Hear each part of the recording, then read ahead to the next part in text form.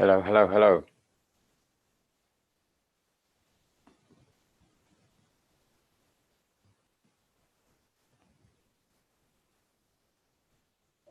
Hello, hello, hello.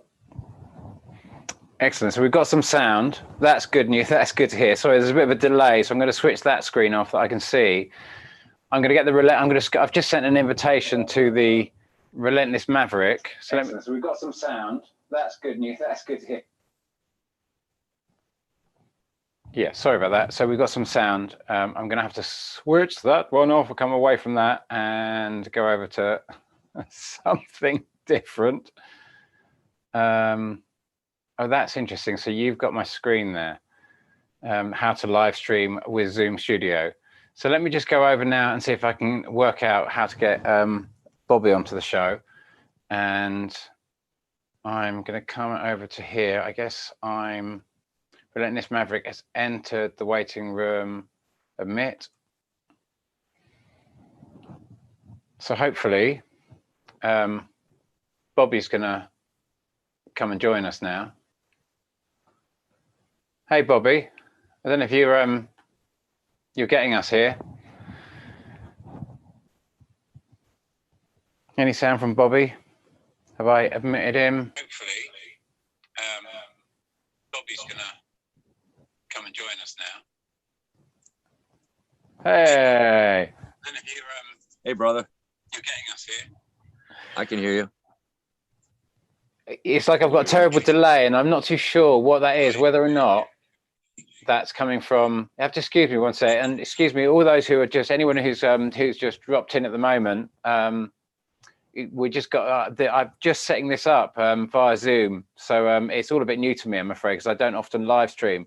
But it's great to be. It's great to get Bobby on the line here, especially on the new moon. So we're just going to try and sort out this little issue of this delay, and please excuse me, but bear with me one quick shake while I do just that.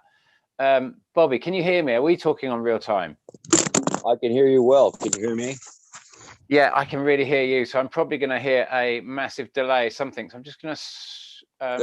It's already lagging. We're lagging on my end already. Well, I can hear you just fine. We'll get some comments. So, 26 watching now, streaming. Oh, so we've got the comment section here. So I might just try to. Is there any way that we can open those comments out? Participants, modulate, toggle. You have to go to your panel and allow comments. I know we've got comments coming in here. Okay. That's good. That's good to see. We've got some comments coming through here. Can you see the comments as well? Have you got access to seeing any of the comments? Of course. Excellent. Karen Mitchell. Nice guys, hello from Canada. Can I just say at this stage, before we go any further, apparently I've got to put a disclaimer up here because we're inviting people to, and we're talking about your comments. And can I just say that if anyone, please, anyone who comes onto this at this stage, it's open, and there could be some swearing. There could be, we don't know what we're going to see. That I'm asking you to moderate yourselves a little bit, and I'm going to have to delete people that are a bit out of order and that sort of stuff if that happens. But I just want to say, if you don't like it, please just move on to another channel or something if it gets a bit uncomfortable for you or anything else like that. I just want to put that, you've really got to take some responsibility on whatever you watch on YouTube. So. Okay, so let's just before I go through some of these comments, let me just come back to Bobby if I can find him. Oh, I'm right here. Let me just come back to Bobby here for a shake and just have because I spoke with Bobby quite recently, and we've been talking about doing a bit of a live show, and then a really interesting thing happened. Bobby sent me an email saying, well, we had a quick chat, and Bobby mentioned, and he said, have you checked out the earthquake that happened in 1960? And I was more than aware of it, as you can imagine, but I was flummoxed for the date because I was trying to calculate the date immediately. I was like, don't tell me, I can work this out. I can work out exactly when this date was. But as soon as he'd asked me, it became apparent that he really comprehended my my timeline and was using my timeline as a means to say, well, hey, look, this kind of like, you can see 1960, and I'd obviously more than come across that. And Bobby's been that's been a massive thing that Bobby's been in my life, is when I've got some crazy ideas, I can talk about it with Bobby. And it's not like it's not like you're mad or anything else like that. He's really good at helping people express what they've got to say, and being okay with that information and exploring some crazy ideas. And I've loved that about Bobby. Bobby was the one who sent me the article about Mike Brown, and his model. And when we looked at his model, I couldn't believe it. And some of his calculations and just these little nuggets that we get sent. And of course, they open up an investigation. And sometimes we don't see what's sitting right under our noses. And so Bobby, what the hell is going on in the world? Can I ask you? It's great to have you on the show, man. Great to have you on my channel. Well, thank you, Dave. And anybody watching this stuff, if you've watched these YouTube channels for a while now, this all started for me back in 2013. By 2015, 16, I was like looking at the larger aspects of our reality. I mean, stay out of the esoterics. I mean, reality as we see it, three-dimensional geopolitical circumstances. Never made sense why they build the nuclear plants on the fault lines all around the world. I never understood that. So there's a lot of, and for everybody, it's something different. There's a nuance of information that doesn't make sense. And I was always told, don't argue with stupid and don't try to make sense of crazy. So it seems crazy. And when we're thinking about these things, because the vast amount of the population doesn't understand exactly the whole picture, because there's so many little facets to this diamond, that it's very capable that we miss the ones that are very important. So as researchers, we've spent years now, this is going back, I'd say for Dave and I, several years. It's more than 2, more than 3. We've been engaged in a dialogue in our own independent research for years now.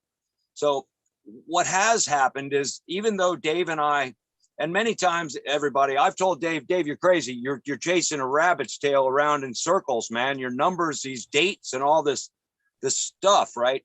But without doing this, we can't propagate any particular potential of what to expect.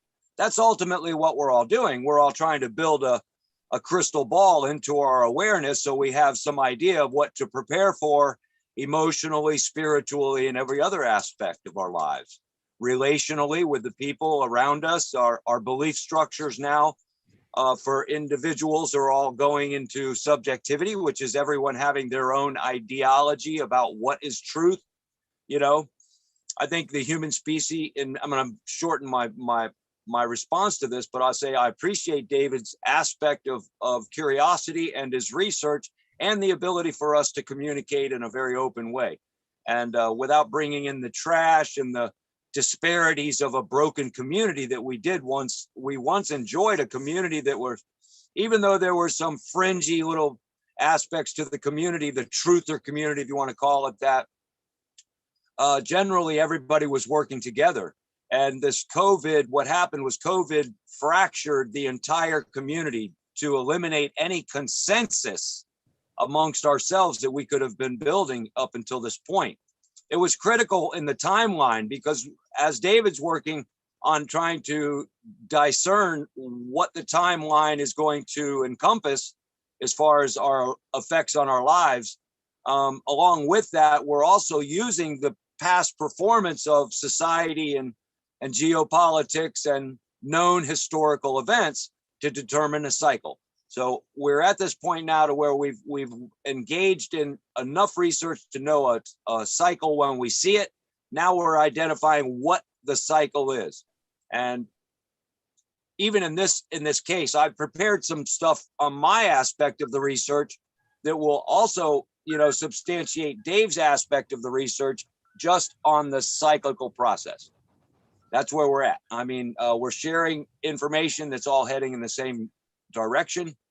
And hopefully the bits and pieces that make sense to the listening audience will fill in some of the gaps as we discuss the broad range of topical issues here. and that's one of the joys and the benefits of being friends with Dave and having a communication with him, is that we go on our own paths of research. We independently pull in different bits and parts. And then as a community, Dave and I, as a community, there's two of us here, when we're in those conversations, we collectively share those nuances, and it brings a clearer picture. So that's what we're trying to do with everyone today, is trying to go into just a large, broad, diverse area of concern, issues, ideas, and feelings and thoughts about the aspects that we're all sharing, no matter where you're at on the planet right now. He's, several thousand miles away, but we're living virtually the same life. And I'm happy for that. I don't mind. But I'm so sorry about this noise that's going on in the background. Someone's trying to ring. I've tried to switch the phone off, the landline off, and they just refuse to accept that there's no one going to answer the phone. I'm just imagining some sales guy on the end there, just absolutely relentless. What they're doing is they're tracking you. They're ringing him up now in the middle of the. But it's so true. I love what you said there. I love what you said. And we have all been on this kind of journey. The whole community. I've sat down with so many over the years. I've watched nearly everyone out there who post videos about this subject, and all the mysticism and everything else like that comes up with, you'll notice that so many people in the Planet S community are Christians or religiously motivated. And I think that's one of the first things that happens, is that you kind of end up on this kind of theological journey where you kind of discover God and go on this journey. And you've talked with Christians, you've talked with non-Christians, you've talked with kind of atheists, you've talked, the whole, you're very much like me. If someone comes along and they're a flat earther, I've got more respect for them than if I'm speaking to someone who's religiously attached to a Copernicus standard model any day of the week. No offense, but I just find we're all in this kind of category where we're all believing that all of these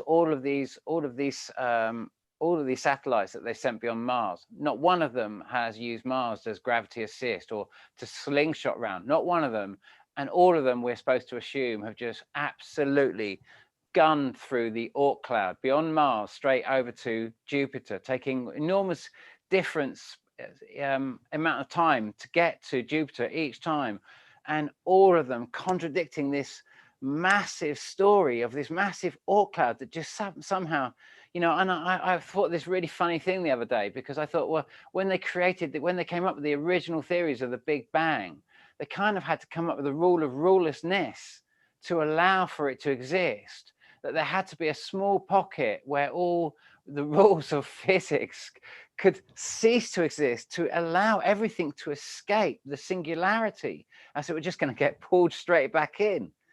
And I thought, maybe instead of using the gravity assist that they used when they get past Mars, they switch on that special rule of rulelessness, and and they can just sail straight through all those asteroids and then switch it back on again and get to Jupiter. It's funny you say that. We're talking talking for the Big Bang. I grabbed a couple articles, just brand new articles today, that have been posted specifically about what you're speaking of, the Voyager 1 and the Voyager 2. So as we go on in this, as we give a little time to throw up the screens, I'll throw up some of those things that are directly correlating with what you're saying, and the fact that we live in this heliospheric bubble that's protected, that's several degrees, get this, warmer than outside of this bubble. But the cosmic ray influence outside of this bubble that we live in is so, let's say, so it's so much more dense that I don't think that there's anything going on outside of that that's relative to what's inside this bubble. So here's one aspect of this conversation, is that we lived in a sealed environment. We are in a closed environment. And that has a lot of aspects that directly correlate with this alien stuff and everything. It's about what we believe, in my opinion, Dave. And you and I have both walked the walk of faith, belief, the the doctrines of Christianity. We've lived those and understood those. And a large aspect of this conversation, I would like for the listening audience to really ask themselves a question. What do you believe? And then to follow through, seriously follow through with some rigorous honesty in yourself about this particular aspect of your life. And that's, what do you believe and why? And I think if you go really deep into yourself and kind of work on that, that's the precipice to having a mind that can absorb the research data that we're putting into this collage, because your mind doesn't want to accept that everything is so distorted. Our minds refuse to accept that our truth is not the truth. And that's part of the conversation too, is to rebuild a community and have a consensus of agreement about the things that we're supposed to agree upon. You know, and this is in this world called critical thinking and conspiratorially motivated thoughts and ideas to sensationalize or to produce an environment where you become more known to the public. Pride has a great deal to do with all of this conversation and all of the science and all of the distortions in reality. Pride and ego and self-value. It's a touchy topic, you know, as we go through it all. It lends to go, everything always focuses and ends up coming back to self and what you believe and why. And, you know, without being intellectually lazy, if you're not intellectually lazy, you can dig up things in research that will substantiate a different pathway of belief. Excuse me. So what would be nice here is just have a little. I'm just trying to work out how I can see reactions. Is that the? I'm interested in these dates because today, as a new moon, it correlates with many other changes. Along with the new moon, realize, you know, I think societies up until the 40s, 30s, and 40s, I think that they were utilizing a different methodology of day and time. Mind you, we've only used clocks for a very short amount of time in human history, and that was deliberately so that we could receive goods that were coming from overseas, to have some timeline of understanding when to receive goods and when to export goods, so they would have a knowledge of you know, chronological time as we know it. I question time totally. How long is a day? Is a real day 12 hours? Is it 24 hours? I mean, from what I noticed in my eyeball, the sun doesn't even rise directly in the east and go over the top anymore. I'm watching the sun come up on an obscure, weird angle and kind of drift over the horizon in a circular fashion and set in the northwest. It comes up in the northeast and it sets in the northwest. I mean, this is the visual optics that I have here in North Carolina from about 1,700 feet elevation. So I'm watching the sun come up and do a very bizarre pattern. In this way, my ideas about the cosmos and our orbital situation, or our inner solar system and the workings of it, so people would say you're out of your mind. I mean, literally, they've been calling me crazy for 5 years now. But the search for Planet X has revealed way more than just the identification of a celestial body that's not supposed to be there, that's been hidden from our knowledge, and the fact that the Copernicus model is very close but not quite exact, and they just refuted that. They created a round ball, painted it blue, and said, look, here's the world. And from that point forward, we've all looked at this blue thing called a globe, and that's been your only central focal point on what the Earth is actually looking like. What does it look like? What is the shape of it? You know, we go ahead. By the way, very odd. Let me just see if I can. I'm just getting. We've got some. There was two things that just came in. When I'm just wondering whether I'm sharing my screen or whether what I'm seeing other people are seeing. What do you got, Vic? How's it looking? Looks good. Vicky says it looks good. Excellent. Right now. So what was it? Someone just sent me a shot through. Someone just sent me a really amazing. I think it's this shot here. Can I ask? I can just flash back, hopefully, over to the comments there and see if I just go onto there. Can I ask? Can the viewers? Because I know there's a bit of a delay when you actually see it, and excuse my complete naivety, I might have to share my screen. You might not be able to see what I'm seeing here, but a lovely gentleman. Hi, Dave. Upon going through last year's pics, July 20. The day my mum passed, I caught this top left. I have other strange shots from the same period, capturing planets in the night sky. If interested, thanks. No doubt. So let's just come back to that. Oh my goodness! Can you see that? Can anyone see that? Dave. Okay, Dave. What you have to go is to share screen. Okay, let me just wait. Apologies. Before you go to share screen, you're going to have to pull up another window, get your email up, and then share screen, or go to open another window, open the image, have it, show up, and then share screen, so you don't dump your email on everybody in the chat. Yeah, okay. I've actually pulled that one out, but I do get exactly what you're saying. We share. Apologies about this, and lovely people. I will just do that. Do that all day. They don't mind listening, Dave. They all love you, brother. Did he come? Okay, so we've got that in preview. So I should be able to go back over to here then. And where do we do the share from? Right down at the bottom, it'll say share screen. Share screen. So it's preview. So I read you the excerpt from the person who sent it to me. Can you see that? Yeah, very good. That's on the day my mother passed. That is just an absolutely epic shot. Obviously, a lot of people are going to turn around and say that's lens flares and everything else like that, but it's right at that period where it's exactly where we were where we're kind of expecting it to be. I mean, I just truly, there's so much that That's an amazing shot right there. I don't understand. It really could be. It could be a lens flare in so many other ways, But we so rarely get these shots, in terms of do you remember Judy Griffin? She hasn't been posting many videos lately, but she only posts webcam shots, and she pulls these shots out. And I'm going to use that shot right there, Dave, as an overlay. Everybody listening, watch my next video, and I'm going to do an overlay using this image if it's okay with the owner of the image.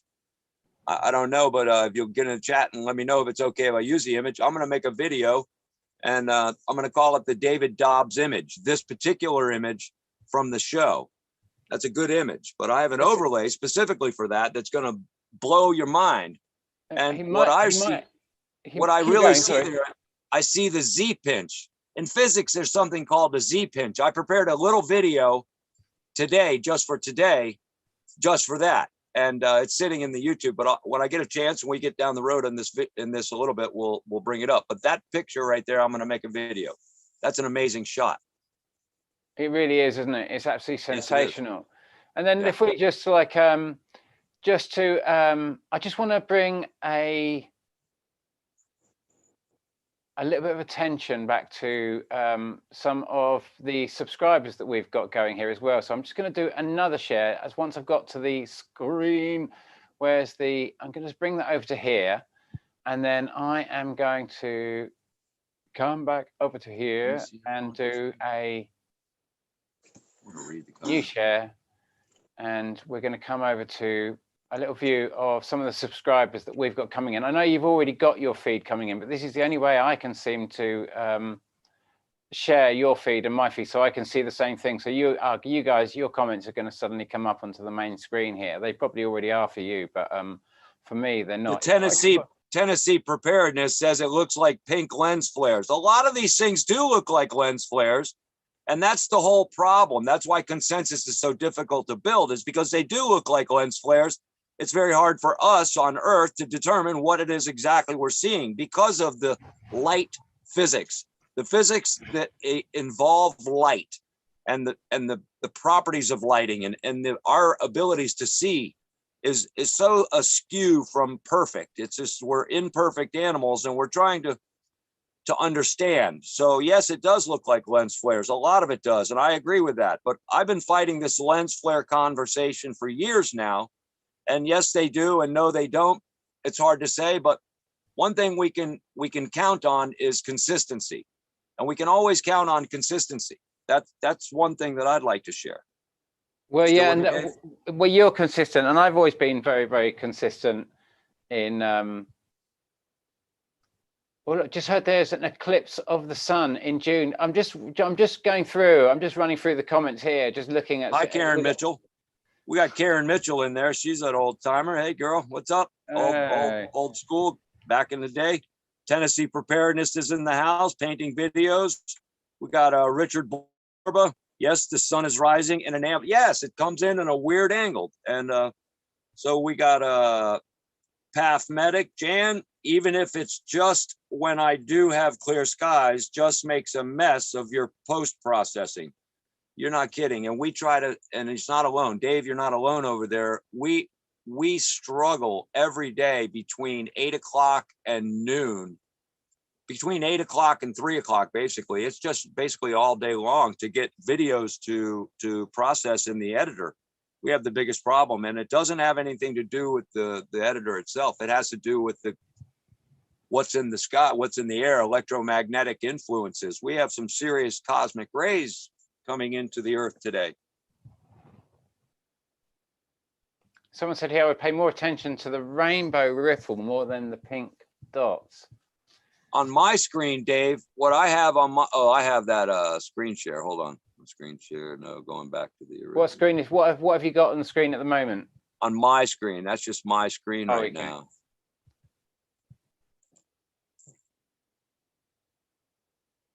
The iPhone makes those pink ones. So I'm just wondering, guys, I've just got a comment section here just to sort of check what I'm hoping you're all seeing your own comments on the screen. Have you got that, or have you got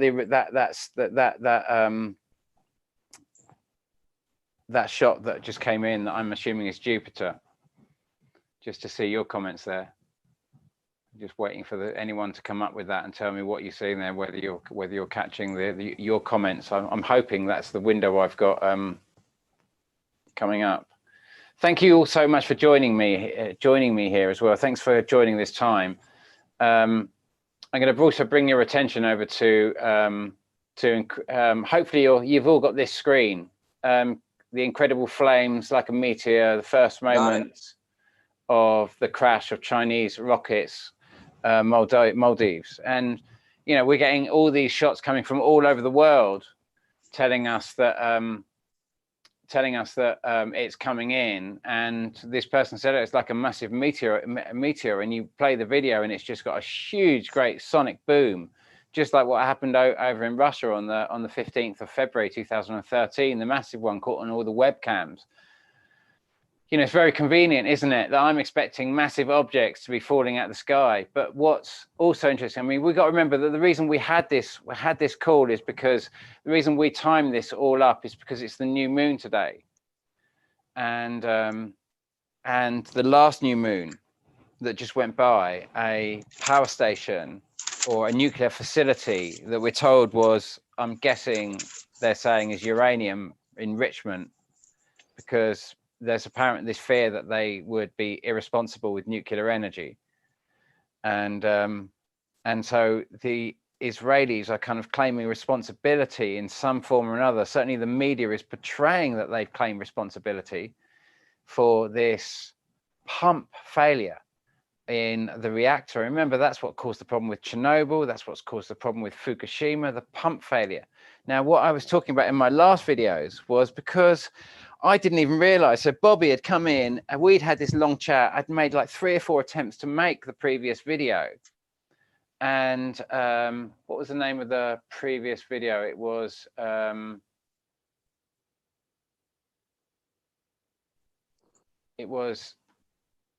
nuclear the penultimate video I made was nuclear reactor buster inbound, shut them down or face the consequences.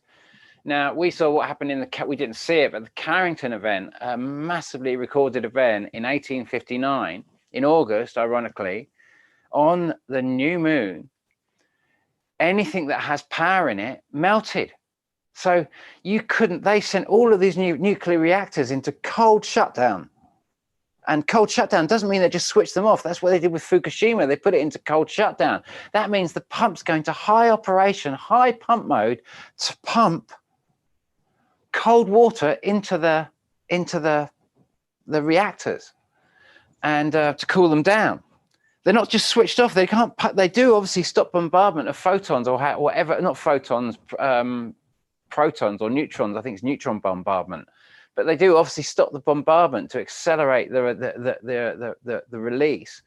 But so they're cooling them down. They went to cool them, and of course the cooling process didn't work. The next thing you see is the army or whatever trying to drop. In Fukushima, we saw the army trying to drop water, literally dropping water from the air because they couldn't pump the water in. Now imagine if the same thing had happened in the Carrington event. Imagine, I'd made this video. Admittedly, this had happened just days before. Before I'd heard the news that a nuclear plant had gone bang in Iran, just when they, admittedly the earthquakes just happened just after, but the new moon, the Carrington event happened on the new moon. Anything conductive, or all the telegrams carried on working, all the telegraphs, the telegraph system carried on working because it had so much power running through it. They were saying it was running on aurora energy. Now, if the same thing happened, what might we expect to happen today? I'm not saying that something massive is going to happen today, but if this model is correct, the only way that we're going to have a barometer is by saying in advance, predicting what we're going to see from all of the other sightings, all of the other data. Because if we can understand today, imagine if rockets really did fall out of space at that time. Imagine if they had a surge. All these transistors, all this electrical equipment that is designed to take a specific type of voltage, suddenly it all takes a higher voltage than it can normally handle. All of the units suddenly blew. So they had to shut everything down to stop it melting. Electric windings that were already carrying full capacity suddenly had so much more charge running through them that they just melted. Electric windings melted. So if those pumps, if they'd known that those nuclear reactors were susceptible on specific dates, like the new moons, or like when we're going to get very rapid point flybys, like the flyby we're getting at the moment is very different to the 2010 flyby. So we're having this kind of 2010 flyby now that we saw on February the 27th, 2010. That's when the massive 8.8 earthquake occurs in Chile. But that's also the 26th of February was when the earthquake went off in the big massive eruption in Iceland. This is the same object causing the same volcanic eruption. Except the difference in February was it flew straight across our path. So it was a very, very sudden blip. Now it's literally running parallel to us.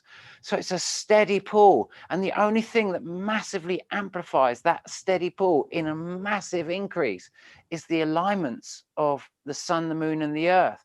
We suddenly get an overwhelming surge. So if my understanding of the model is correct based on what's just happened a month ago, exactly on the last new moon, we could expect a bigger surge. And if we can expect a bigger surge now, because we're running parallel with these objects right up until June, July, and the last one, the very last aspect in August, we could see a marked increase. We could see volcanoes in Iceland. They're not going to spew like they did in 2015, not at this stage. They're just going to be like they were in the same thing that happened in May 2018 when we saw Kilauea. It went off in the same fashion. I mean, if I show you this volcano here, what have we got here? Not that shot there. Palestinian rocket fire is, it's really kicking off in Israel and at the moment, or Israel is really, the whole kind of Israel is bombing Gaza. Saudi's under heavy attack. You see that, you think that must be Iceland. Largest lava eruption in Guatemala. Dave, yeah. As we speak, and you're on a topic, I have a list in front of me right now in front of me, and this is the volcano data. Victoria and I, we spent about a year digging up all of the known eruptions all over the planet, everywhere on the planet, between the year 1415 and 2020.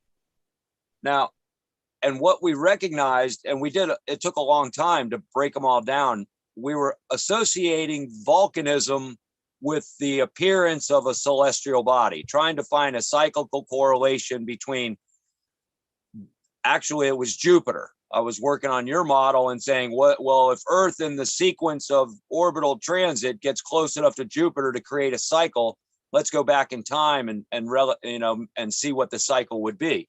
And this is just in the United States. From starting at 1415, there was 13 years solid of volcano eruptions in the United States. 13 years of it. And then a decade later, there was another 10-year cycle, 1498 to 1508, a 10-year cycle of massive volcanism. And there was another 10-year cycle from 1569 to 1579. That's a 10-year cycle.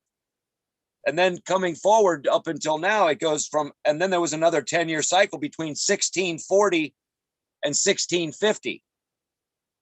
There was another 10-year cycle between 1722 and 1733. This is where volcanism didn't stop. The entire place was erupting, one after another, repeated.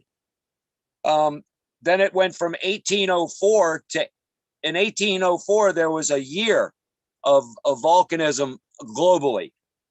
And then in 1817, another solid year of volcanism. And then again in 1869, a solid year. And 1875, a solid year. Then there was another 10-year cycle between 1936 and 1946. And 2007 and 2008. Let me see here, 79. Yep. So, and if we carry that forward, just using our proximity to Jupiter, we're looking at in 2029, 2079, and then 2088. In the cycles, 2079 would be a full year of eruptions. 2029 will be a full year of eruptions globally, and 2088 a full year of eruptions. That's based on, sorry, just to, because I don't know if you can see the screen. I just brought that up, that the 1800 year aspect of the model. I just wanted to, whether that was correlated, you know, where I've got kind of like 1804 was a solid year, but it didn't happen again until 1817. So there was a 13-year break, basically one solar cycle. You know, we got an 11-year split. You got 11 years in and 11 years out on the Milankovitch cycle for solar maximum and minimum. And this correlation, what's that, brother? Which is very close to Jupiter. It's almost, you know what I mean? We're looking at that and thinking, well, it's 11.89 year. And it's like the Valentina Zarkova cycle is like a 250-year cycle. But there you go. And listen, it's 250, but it breaks out into a little longer cycle, which makes it, and we've come up with the same number several times, 366.5 years. That's the median average, 366.5. Yeah, it's really, you know, like every time I build these, every time I kind of like, I really wanted to find the last model I did with the, maybe I can,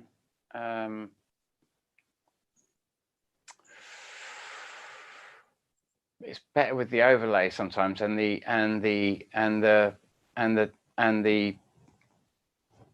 I can find it. Hold your horses. Excuse me one shake while I just. All right, we're about 40 minutes into the live stream now. Excellent. So I'm just going to go to there and see if I can find. Tink, tink, everybody.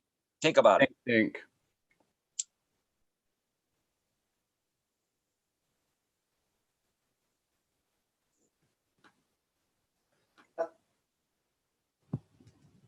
Excuse me one sec. Hello, ladies and gentlemen. Dave Dobbs. Whoop. Hello, ladies and gentlemen. Dave Dobbs here. Excuse me one shake. I'm just going to check to see if that's the, yeah, that is the one that I'm looking for. We're going to open that with QuickTime. Get that full. What's really crazy is that the Phoenicians, they knew this. They know that they've known this cycle for in my approximation, 5,600 years, man. The Phoenicians, until they were wiped out by the Romans in Carthage. But this is a cycle that just goes. It's been going for thousands of years. You know, what was will be again. That's the whole thing. It's cyclical. Now, what is that? Nibiru Tony, the Skywatcher. Sorry to interrupt you there, Mav. What was the date you said? 18. You were starting on. You were talking about 1804. Yeah, 1804. There was a year solid of massive volcanism, and then it was 13 years later, a whole solid year of volcanism again. 1817. 1817. Yeah, let's take a good look at what happened. When was the Spanish flu? What, the 1916? 1916, right? 1917, I think. The war started in, I can't remember if it was the 14 or 16, but it ended in 18. So it would have been 17. It was right in the middle. So I think it would have been 1917. Right. And you know something? All of these dates, these 10-year cycles, Dave, listen to this. These 10-year cycles starting with 36 to 46, they're before the war. There's a war following every one of these. Yeah, no, totally. And then because when you come, we're coming up to obviously 18, what do you call it? 1859, the Carrington event. And you can see. I've got that written on my paper, 1859, Carrington event. Exactly. Yeah, no, you think that that was literally the point. Thereafter, you can imagine that up until this point, right up until this point, Earth was in front of the system and it was coming up behind us. Now you can imagine that we have these kind of these what we call aperihelion points and these perihelion points, these points when an object is close to the sun and when an object is furthest from the sun, or perigee or aperigee, you know what I mean, something's closest to the Earth or furthest from the Earth. Now you can imagine something's trailing behind, something's got a much bigger aperigee than perigee, or something's got a much bigger kind of aperihelion. It's when it's going around the object, it's very close to the object it's orbiting. When it goes around at its front edge, which for us, that's our front edge. For this is its front edge. But its back edge, the aperihelion point, or the furthest point from its orbit of all these objects, they're going to come back much further than they do extend further forward. So as we've been coming in here, you know, these that we've been coming up to it, and then you'll notice that. Oh, sorry about that. As we carry on forward now. Is that right? Is it going to overtake us? Have I got that right? No, I'm sorry. When I said that, I meant that completely the other way round. That was the point it overtakes. That's really what I'm trying to talk about there. That was all these various parts are big transit points, but 1859 was literally that point of crossing. So it was a massive, and leading up to the First World War. And then the discovery of Pluto. You know, this is when Planet X was really born. You know, these were the times of the Rosicrucians. These were the times. This is the end of this story. We're right at the tail end of this massive story. put Dave, there's 50 years. There roughly is a 50-year cycle of very low activity followed by a decade of activity. 50-year lull with a 10-year increased activity cycle from 1415 all the way to current. There's a 50-year lull in between. From 1415. Yeah. Can we go back to 1415?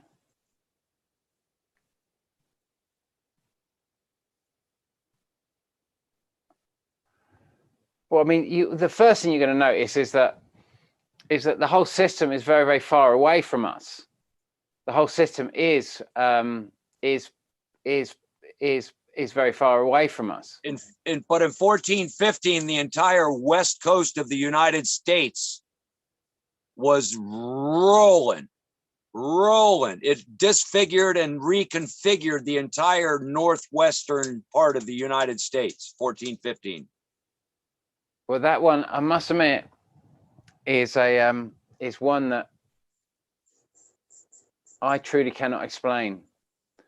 You know, that's the absolute truth of it. There's a lot of activity that I can't explain. You know, right. I can, and well, those are the cycles. This is what I'm trying to say. We can't.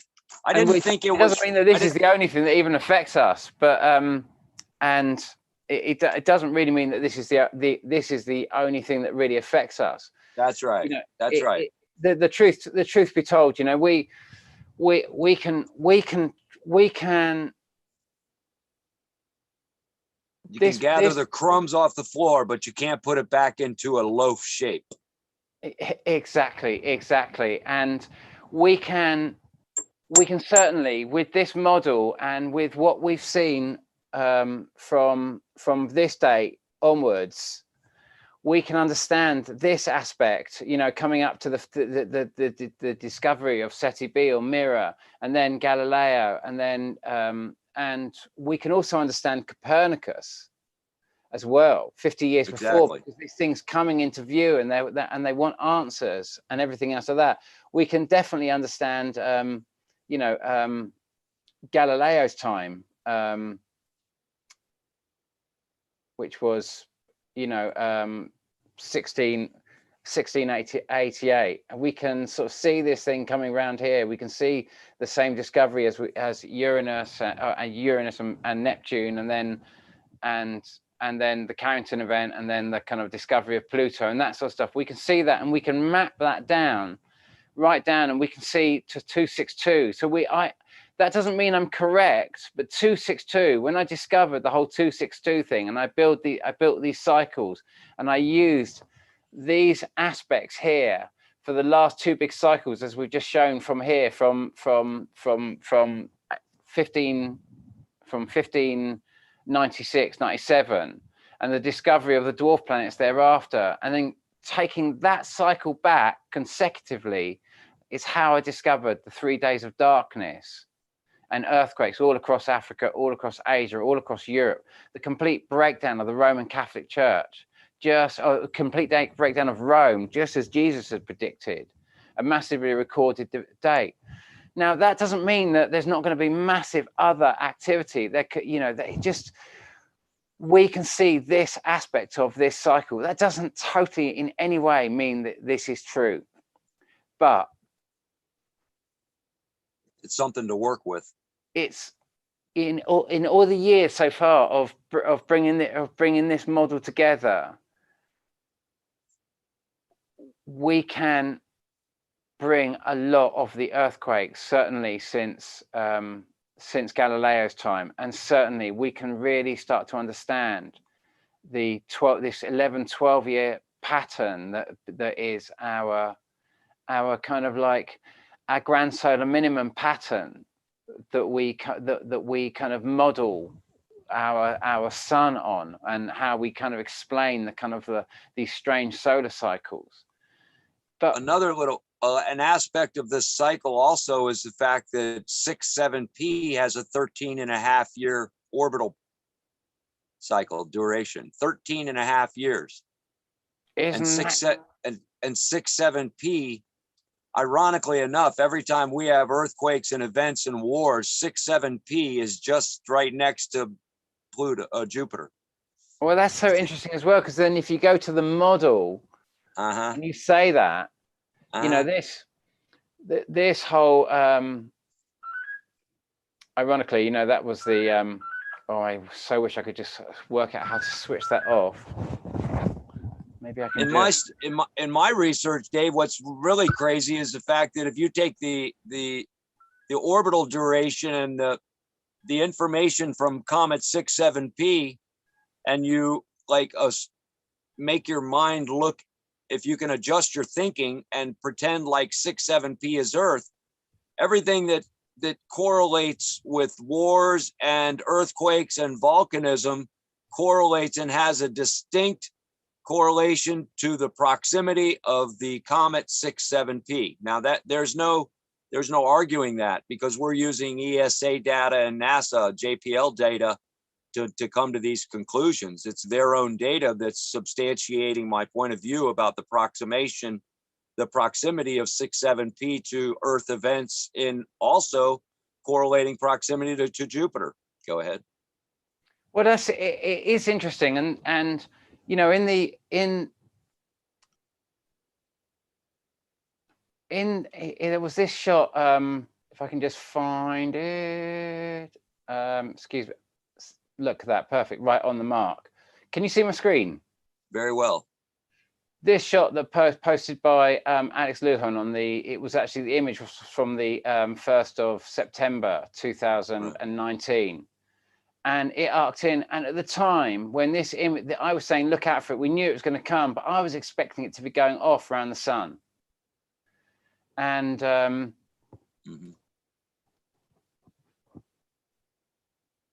and when it went off like that,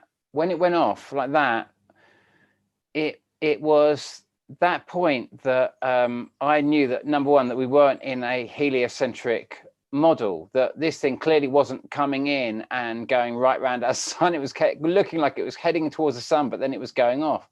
Now, if we come back to that,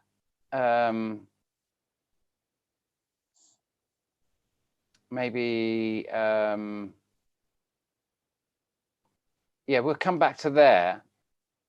And it's a complicated image to get your head around here, because we've got, this is the flyby that I'm assuming is going to come in early August, Hydra, what I'm calling Hydra. And we've got two other objects that are also coming with us as well, Kerberos and what I'm calling Chiron. They're all, you know, that when this, but you know, it's a very, very difficult thing to make this model and predict in advance how these three objects sync up. This is at the end of it. So, but this one is moving 11. When Earth goes round the sun 12 times, this will go 11. But the irony is that these move when the Earth goes around the sun. Have I got that the right way around? This basically goes one cycle faster. So every year it moves one cycle faster. So it's actually almost traveling like a 13th, like just like you're describing with 6-7P. With 6-7P. Yep. And they're constantly moving back 1 year. In 2023, the 12-year Jupiter-esque time after the 2011 Fukushima, the 11th of March 2011, will be in 2023. It's going backwards. These objects are going back. In 2023, they'll be affecting us here. But this object here in 2016 affected us there. In 2004, it affected us there. But right. In 2021, it's going to be biggest here because of the amount of time it takes to track forward, because it's going forward. And so I feel like this one here, what we're seeing here, is because I recorded this back in 2000, I'm sure it was 2016 when we'd seen 67P. You remember when we were saying this isn't the object that was coming in, the one right. the one that we'd been watching coming in here, the original one in my first Dobbs model back in 2015. We'd only had that first one that Alex Right. Luhan caught on the 1st of September. Right. We had the others, but it was too complex for us to get it together. And then we were assuming that what we were seeing over here in March, like what Becky Lewis caught on March, was that same object coming in here. The sun had to be the center of the universe. So, because we're all in the heliocentric 500-year-old Catholic model, which means if it was coming in here, it had to be coming out of here. Becky Lewis caught it in March. It was just like home and dry. We've got it right. Wrong. Because then we saw the twins over here. Then we saw the twins over here, and we were like, what the hell is going on? How can we have the twins going on here? So we had to assume that it was one that was linking up with another one. So we had to assume that that one and these two, that one was also one of the pair. But then we saw Alex Luhan's shot when I was saying, okay, guys, it's going to come in and we know where we're going to go and see it. We're going to go and see it over here. But then we see it coming in. I'm like, drop everything, guys. Drop everything. Hang on. End of equation. Oh, my God. We have just gone off piece. I said, we sit here. No way. Can it be going off? No way. Can it be going out there? And yet there it was. In actual fact, I think I've got another shot that might absolutely blow you away to give you an idea of that. And all of this in the crises, man, and all of this, brother, is the fact that we're sitting here watching the world do what it does on the surface. This is the lives we're living. You know, we start this conversation generally, basically every time we speak is about how things going over there. Well, they're just as mad as they've ever been on the planet. I mean, over there where you're at, over where I'm at, I have friends in Australia. Australia is revamping a war plan for China. You know, this thing there's a lot to talk about. And what we're looking at on the screen, in my opinion, is highly relative to the overarching narrative. And that overarching narrative has everything to do with how we view ourselves first and how we treat others secondly. Oh, and yes, that measure of humility about, you know, I don't know if many people, I do know most people don't get the opportunity in life to see themselves as a speck, as a grain of sand on the beach. The reason we don't get that opportunity to see ourselves as just a speck on the beach is because as soon as we come out of our mother's womb, the world is telling us to be all that you can be this and be that, and get as much as you can get and become as much as you can become, and all of those things that make us valuable to another person's eyes, which is just feeding your pride, you know, feeding your ego, feeding your sense of self-value based on a derivative of the world. You know, I personally don't care what you think about me. It's none of my business what you think about me, because, you know, that might change, and feelings change. They change more than anything else is feelings. If you don't like your thoughts or feelings, just give it a second, you know, and what we're doing with our lives as we watch this unfold in front of us. I find this to be entertaining. Yes. But I also find it to be compelling and absolutely core to my self-value and to my understanding of the world around me. And, you know, you've got that shot right there. And what's funny about these shots, everybody, if you look at Dave's shots, he has a reason for these pictures and the value of those images to him. And I understand his value in those images. But if I take that picture on the screen and I do an overlay, just my simple idea about what's going on, it doesn't exactly match David's because neither one of us are absolutely sure. So there is a margin of error or potentials that both of us are wrong completely. But in the assimilation between what he's saying and what I'm saying, the common denominator is the fact that the Copernicus model is wrong, and our given physics and given education has been skewed and slanted by spellbound language and man's greed to deceive and to hide reality from the populace so that they can maintain control and comfort in their own lives and in their children's lives generationally until we get to this point. So we've had 100 generations of families protecting their own personal selfish interests. And now in this technological life that we live, the information is all weaponized. So no matter whether you want to believe what I say or David believes, if you want to agree with us or not, the best thing to do is to get to work and to start to investigate, as quickly as possible, because this information is changing. Wikipedia is changing the definition values. They're changing terms. They're changing language. They're indoctrinating the younger generations with data and history that is manufactured. It's not even real. And we as a generation, your age and my age, we are the last vestiges of knowledge and of true knowledge, because it's been completely taken over now.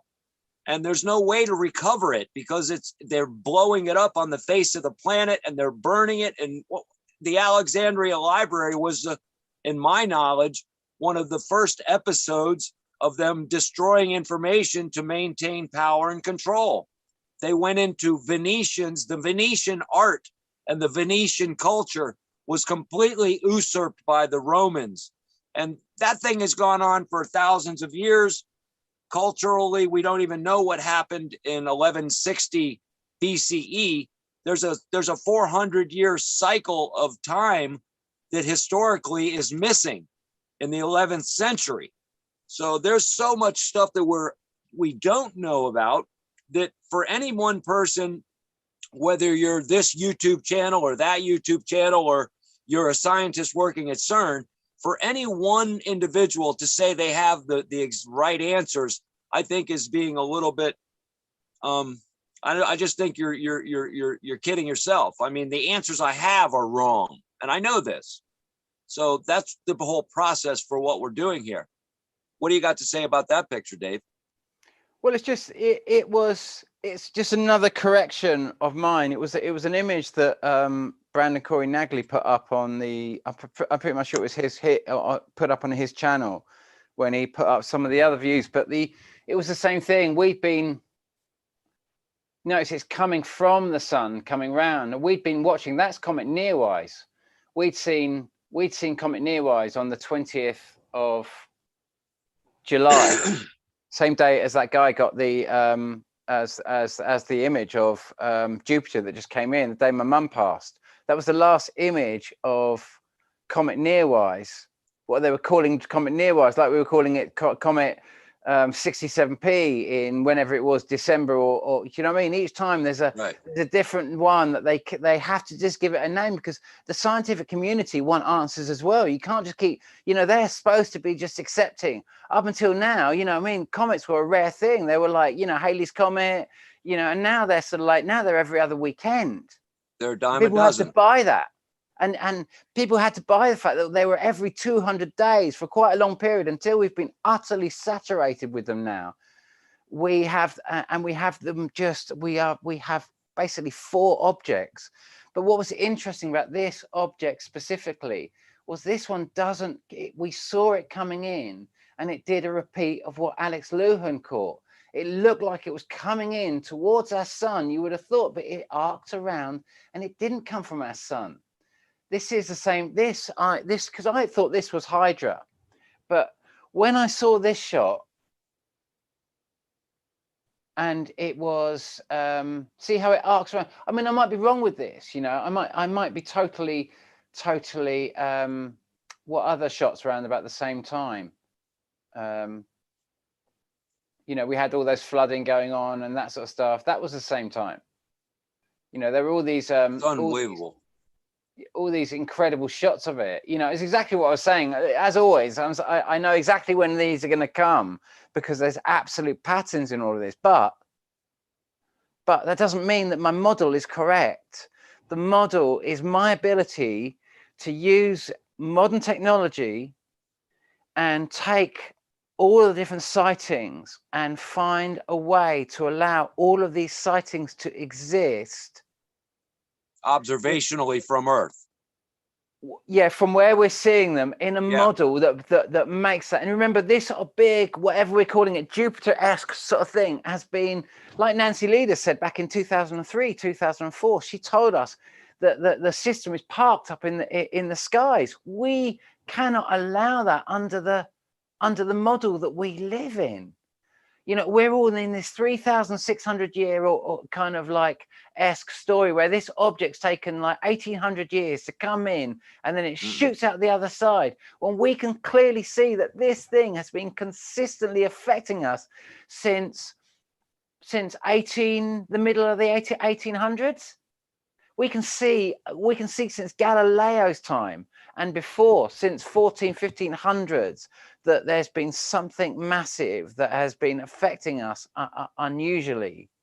And we can see that we have every 84 years, we've had to create a massive dwarf planet or a new, I mean, you see the patterns that we unfold.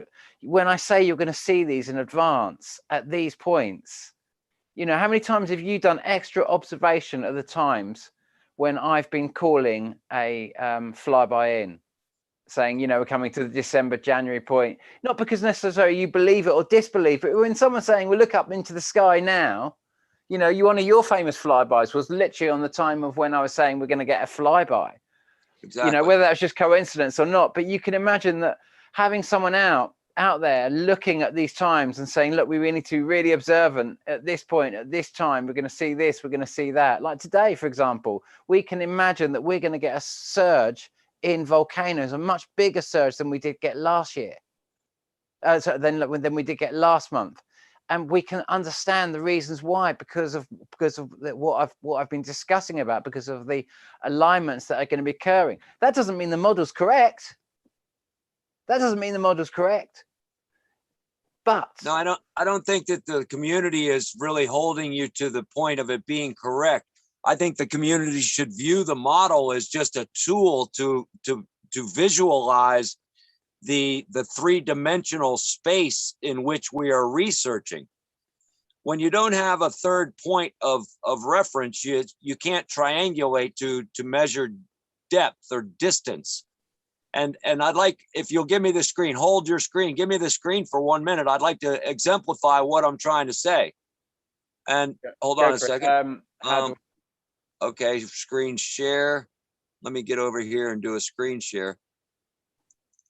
Only says only the host can share in this meeting. You got to adjust that. Okay, participants, reactions. What do I do to start that?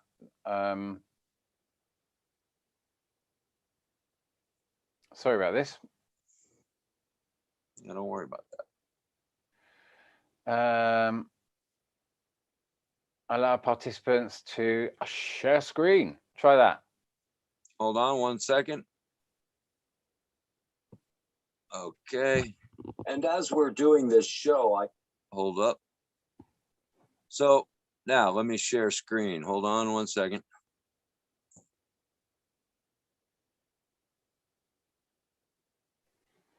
Go here. You still there? I'm still here. Okay. Let me have a little look at some. While you're doing that, I'm just going to go and have a little look at some of the comments. Hold on, I'm ready. Here it comes. So that would be that. Then I'll go to that. Then I'll go to this. So can you see that on your screen, Dave? Yeah. Okay. Now listen to this. When was that? 11th of May, 2021. I did it this morning. As we're doing this show, I just wanted to pre-record this particular video clip to share with you the arrangement of understanding that I personally have. Now, this would be the image that I just showed you of lightning enhanced and brought into a larger scale so we can see closer. You're looking at the beginning point of the lightning and how it branches out. And then I want to bring in the boson, Higgs boson field and show you how that applies to lightning. Now, we're talking about a pinch, Z pinch. Z pinch. Zulu pinch. And in physics, that's what creates lightning and plasma anomaly that we visualize from Earth, like things like auroras and this and that. But if you look at an image of lightning and then look where the Z pinch goes, and you can see in the background the features in the structure of the image itself of the lightning, the raw image from the ground, and that's the Z pinch applied to it in scale. You can see how the centralized point of the Z pinch is right where the lightning comes out. And many more artifacts in the image and this particular assimilation overlay.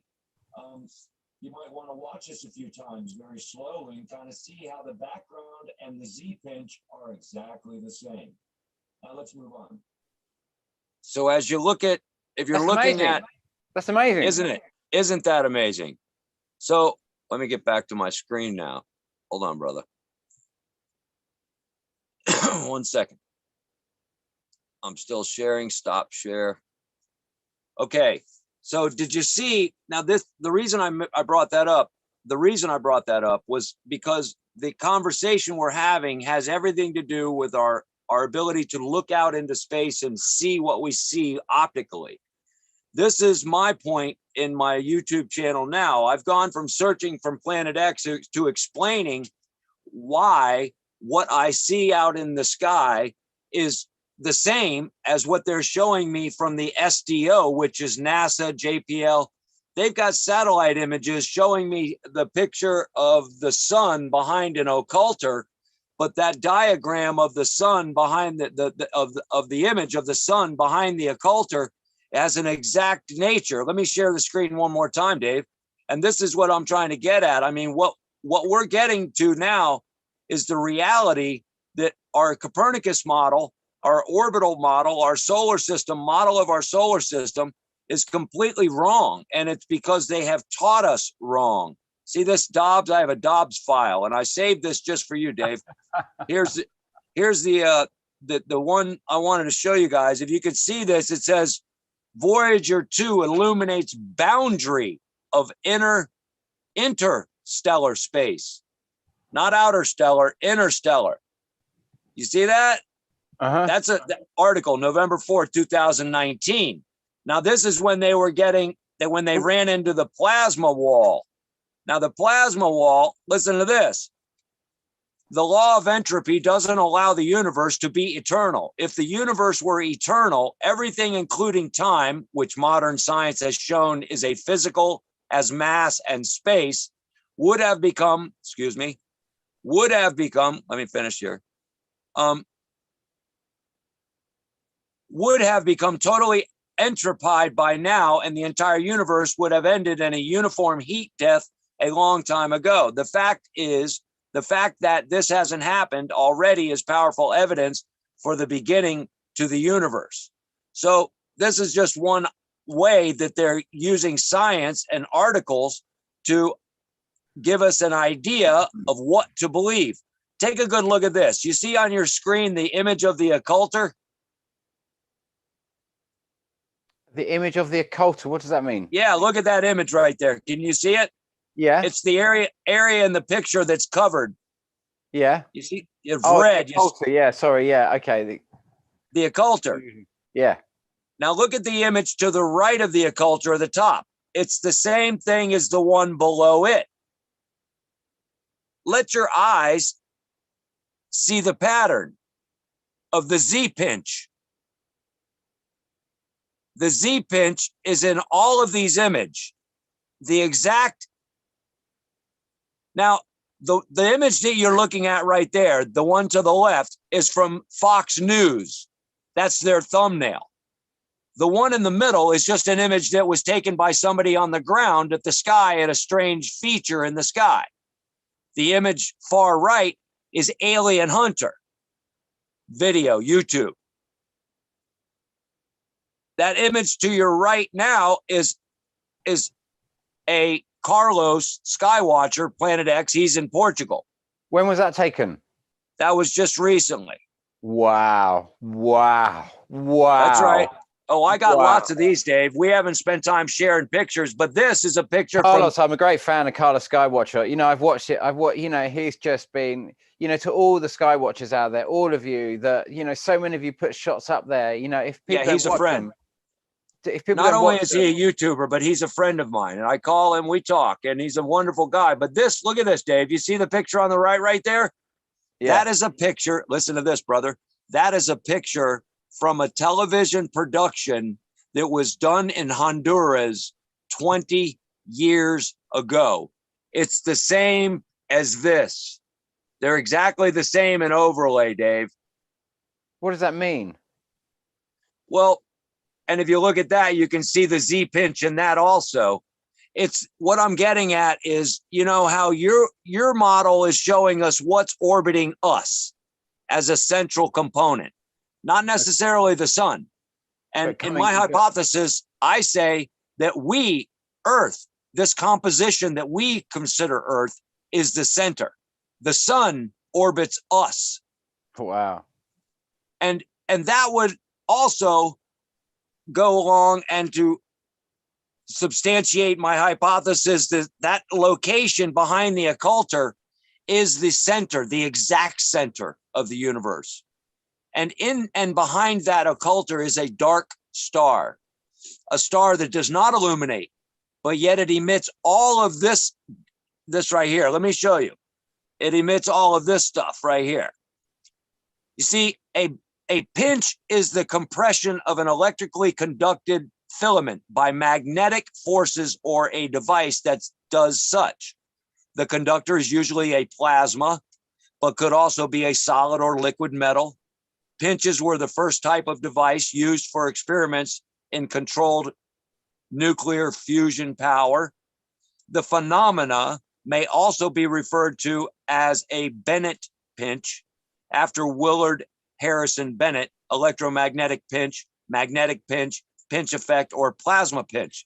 The pinches occur naturally in electrical discharges such as lightning bolts, planetary auroras, current sheets, and solar flares.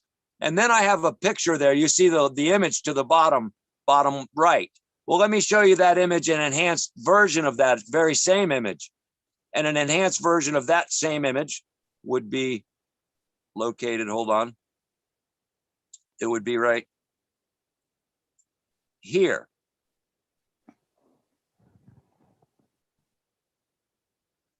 Here's the enhanced version of that image. Look at that picture, Dave. Those are planetary bodies, and there's a giant round body behind it all. There's the one to the top left is covered by a cloud. Those are, look at that. Look where the lightning is coming out. Now, this is the image that I put the Z-pinch overlay of the Higgs boson field.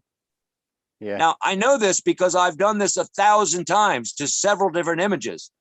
The Z-pinch is visible by our eye. And what we're not being allowed to see due to chemtrailing is what's always in the sky. It always has been there. In fact, I've done mass amount of research on antiquities and artwork from antiquities, starting in the 5th century up until current. And up until about the 16th century, 17th century, all artwork showed this planetary body in space. Now, Dave, do you see this picture right there? You know what that is, Dave? That's a picture. That's the last picture. That's the video that you showed earlier. That's the sky image. And what's in that picture, Dave, is an exact overlay, perfect overlay of what is in this picture, which is an exact overlay of what is in this last image that I took off of your. See, I'm going to do a video on this picture because that's your image that you just received. Yeah. And I'm going to do an overlay. You can see the Z pinch in the light effect right there. I mean, if you look to the top left, you can see some of the effects of Z pinch right there.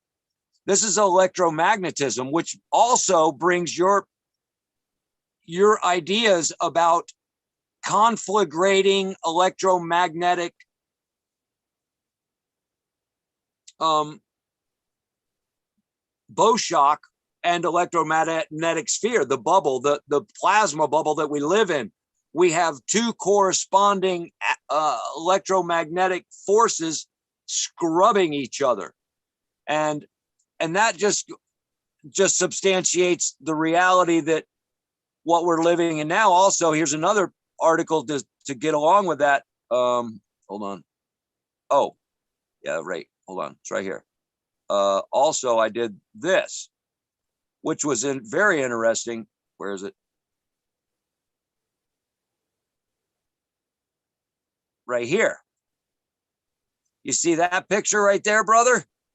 Where's that? Now that is a picture of Mount Vesuvius. That's an image of Mount Vesuvius.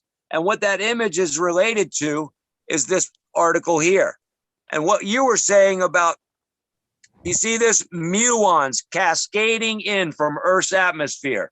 They're using high levels of cosmic ray influence today that we didn't have in the past to determine where the open area, previously unknown void discovered in 2017. They're using the fact that we have an increased cosmic ray influence to view inside Earth. And when I say they're viewing inside Earth, I mean it, because this is what they're doing with it. They're using it to do this kind of stuff. Scientists are using cosmic radiation to peek inside the pyramids, but that's just a narrative. What they're really doing is doing this. They're peeking inside Earth, just like this image is representative of, so they can look into the ground and figure out where the next volcanoes and shit is going to erupt, because they need to know the timeline, just like we're researching to understand a timeline. That's exactly what the system is doing. They're trying to understand their timeline, and they're using technology to do it. I'm get off. There you go. Stop share. Oh, it's so cool. It's I mean, it's a you know, the great thing is with you, Maverick, is that you're a free thinker, and so you're able to kind of look at all these things in a very, very, very open, and that's what I've had to really learn to do. And it's all my friends that have had the open mind, have an open mind about all of these ideas that you know, it's the biggest courage, I think, is to have an open mind with all of these ideas and to put it in the public space, because it doesn't necessarily mean that I have fallen prey to my own ignorance and that I believe a certain line of what you hear out of my mouth. I believe, and I'm going to tell everybody, I don't care what you believe. I want you to believe the truth. And whatever that truth is to you is only going to be truth to you after you do the work to satisfy that thing inside yourself. That's why truth is subjective today, because it feels good to me. I'll accept that for truth. That doesn't necessarily make it truth. So neither Dave nor myself are sure that what we're saying is exactly, precisely the whole picture. What we are very sure of as a collective in research is that we are very uncertain about a lot of things, but the things that we are very certain about, our certainty comes from the work that we've done to make those connections. And unless you're doing the work yourself, it's hard to hear somebody's mouth say something and you just believe it. I don't want you to believe what I'm saying. I'm saying use the internet now and get as much of this information as you can for yourself so you can see it. You don't have to listen to me. You just have to care enough to do the work to look for it yourself. And that might require you to become a different type of a person. And that's why people don't go down this road, because ultimately you have to change who you are to have eyes that see and ears that hear, because we get so complacent in truth as we know it that we've become intellectually lazy, emotionally lazy, just generally a degradation of the value of the human spirit. And that runs along the lines of the Bible and every other historical reality that we've been given to look back into the annals of history and say, well, what happened to society? Well, they got lazy and they got selfish and they got prideful and they got so full of themselves that they were unwilling to even, you know what makes that happen? When your belly is full, when your belly's full. So the natural balance of things and entropy is to create a little balance. So they're gonna create a pain and a suffering over the planet to equalize the circumstances, because the elite are losing right now. They're freaking out, and the governments don't know how to contain the populace. It's us, the people, that become the threat.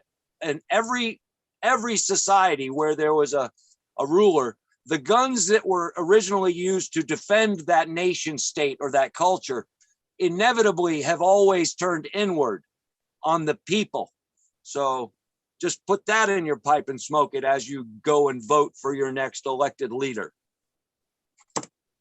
Yeah, totally. I'm just looking down. I'm just gonna I think what I'm going to do, Bobby, while you're doing that, I'm just going to onto the. I'm just going to do a quick screen share and bring us back over to some of our comments and just go through them with you for a shake. Let me just come back here and do a quick screen share and just go over to those. And because I just saw we got a comment from Carlos Skywatcher there saying, "Thanks, Dave. That pick was 3 days ago." So I'm getting a bit confused there because I'm wondering what pick he's talking about there. The one that I showed on my screen. Which one? Was that like the one I showed as well? No, the one that I showed on my screen was from his. Was from Carlos's community post 3 days ago. Oh, okay, yeah. Although when I said that was amazing, of course, yeah. Oh, excellent. So I was just getting a little bit confused there because that image was sent to me by. That was sent to you. Yeah, that was sent to me by Steve Raddy. Hi, Thank you, Dave. Steve. I'm going through last year's picks. 20th July, caught this top left. Yeah, so that was Pluto, Jupiter, caught in photo. That was from Steve Raddy. I was getting just confused there when Carlos had said that, but that was an amazing shot that we commented on that Carlos had put up. So let's just come back to our little comment section because it's lovely seeing that. Let's just have a little see just to show some of your comments there. And if there's any specific points, comments were rare and always harbingers of dooms.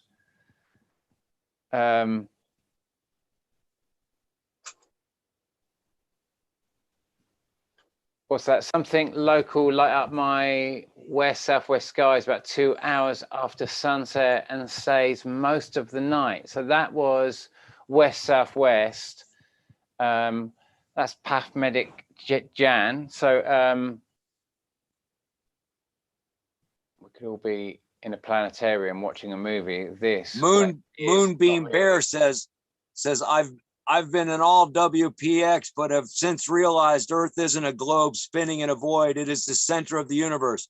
Hey. I agree. I agree with that. I'll tell you, everything I can see, it's just my eyes that are telling me this. It isn't a super education. It's just what I see. I have been on this hill for 5 years, looking at the same place every day, all day, watching everything go by. And when you do that, you realize what's happening. There's no way this thing is a ball and we're fucking spinning around and going around a yellow ball. That's just that's just nonsense. It's just nonsense. Well, yeah. I mean, whatever's going on, it's because obviously I bring in all these movements, but that doesn't mean that Earth isn't completely static, or however it goes. I mean, right. I build the model because it's one way of showing. Totally. I'm with you 100%. It's the only thing you can do, Dave. I'm not as smart as you, or I would have already done it. You're so, you know what I mean? And you've got a very open view to all of these ideas. And that's why so many people love talking with you as well, man. It's because you're not going to make people feel as if they're, we've got to be empowering all our different ideas. We're all on a, when I talk to my God, my source, it refers to my process as my line of inquiry. It said to me, understand it. The first real communication I had was, understand, David, it's funny because a friend of mine came over recently, Willow, and I was telling him about an experience. And when I was in the, I was up in the Himalayas for the second time, and I'd had this experience the first time I was there where I'd worked for 4 months and I'd opened up this doorway and I'd had a communication, my first real big communication that had lasted for a long time, and it'd been questions and answers. And then after, I couldn't find it. I couldn't find the communication for two years. I did everything. I thought, oh my God. And the worst thing is I couldn't fabricate it. I couldn't just sit down and rewrite it out because it just didn't feel authentic. And then I'd been up in the mountains again in India in 2011, and I'd got to this place in my writing that was absolutely, for me, was just like, it was a big seismic place for me to come, and it was a big emotional place. And I'd gone for a walk to this hot spring in the dead of night, tracked through the snow, and I'd gone into this hot spring. And in this hot spring, this guy had just come in, and he said, and he sat down next to me, and he just walked into the water. Like, that was the oddest thing. He'd walked into the water like he wasn't even, like it wasn't even hot, and the water was so hot. It was hotter than a normal sort of hot bath. It took ages to get in, even though it was freezing snow everywhere around. And he just did it really quickly. And he came and sat down next to me, and he said, "I've got a message for you." And we had a little chat, and I said, "Go on." He said his name was Lionel, and he had a really interesting accent. It wasn't English, it wasn't American, but there was something almost San Francisco-esque about his accent, and there was something European-esque. There was something almost Dutch. There was something almost German. It was just so difficult to say where he was from. But anyway, he said, "I've got a message for you." And I was like, oh, okay. And he said, "Are you ready for this?" And I said, "Yeah." And he said, "Okay, the first message." He said, "You're finished." And I just cried my eyes out, because I knew what it was as I got to the end of my book, Laughing Gas. And I still hadn't opened up and had this communication. And he said, "And there's another message." And I said, "Go on." And he said, "Okay." He said, "Is that something you've been trying to do?" And I said, "Yeah, because I've been trying to open this door." And so I said, "Thank you." And I left. And when I went home and I sat down at my computer, and I opened up my computer, and I went to what I call my odd bits folder, which is where the first communication happened for me. You know, after 4 months of intent, I mean, I've been working my whole life, really. All of us have, kind of defining a kind of a communication with our most sacred source aspect. And I said, "You're there, aren't you?" And the answer I got was, "Yes, I've always been here." And I said, and it said, "Understand, David, what you brought you to me was choices. What brought you here was choices, was intention. You knocked at your door. You knocked at my door. You bring your line of inquiry to me. I do not knock at your door here. You knock at mine." Right. You know, it was, for me, it was my sort of, my connection with that space. In other words, my little disclaimer at the beginning of this is just like, it's that. This journey it's just like saying that, you come in looking for answers, but these answers might not be what you're looking for. And it's going to be can I just say, keep seeing Craig coming up here, and just blessings to Craig for all this, because he said, "Dave, you need to get some rest at some earlier stage," and I probably do, but I don't want to miss a load of comments here. All of what's going on is being looked at through Holy Scripture, brings things into focus. I'm seeing movies listed now as a pre-coded film. That's an interesting thing. Someone else a friend of mine made a very interesting comment and said that Netflix is all just now what's the word I'm looking for? Psyops. And then I saw Craig said, "What does pretty coded mean?" Well, I guess it just means it's like they know what's going on, and they're preloading us with all these ideas before they happened. so that we're not surprised. Like it's all just like, yeah, you know, it's like it's everything's being kind of preset, like, you know, spaceships falling out of the sky just when we're expecting to get kind of like Let me see this. Let me have the screen for a minute. I want to put something interesting up. While you read comments, share this. Okay. Let me share the screen. Okay, go for it. You read comments and let me share the screen. Look at this. This is what I'm getting at. Now, as we've embarked on this journey for such a time, I went from searching for Planet X to trying to understand exactly what it is I'm living on. Yeah. And if you can see the screen right there, you can see that that is a representation, just a rough drawing of the concept of my understanding of the shape of our cosmos. And not only that, but it's been drawn in a way that represents what I have physically taken pictures of. I As love far it. as- That's the best diagram you've ever put together. It kind of reminds me of what's the Sam Hoffman. yeah, Sam Hoffman. He Yeah, does, isn't that, I bet he's been a big inspiration to your work. Well, Montana Skywatcher, Sam Hoffman, he actually blocks me from his channel. He doesn't like my stuff on his channel. And because I'm not a Facebook. Now, this is a whole other aspect of this is Facebook and who's on what and what. I don't care about any of that. But yeah, Sam Hoffman's model, it gave me eyes that could be a little larger. It wasn't until I started to see some of this in the sky. But if you'll notice the image, you see where it says center. There's an arrow pointed there. Yeah. As above, so below. Above the word center, you'll notice it says the Operation High Jump. Now that is a representation of the location that their operation stopped. What I'm suggesting is that the upper portion of that is the Earth, and that you can see like a halo going around it. That would be the lighting system that they've incorporated.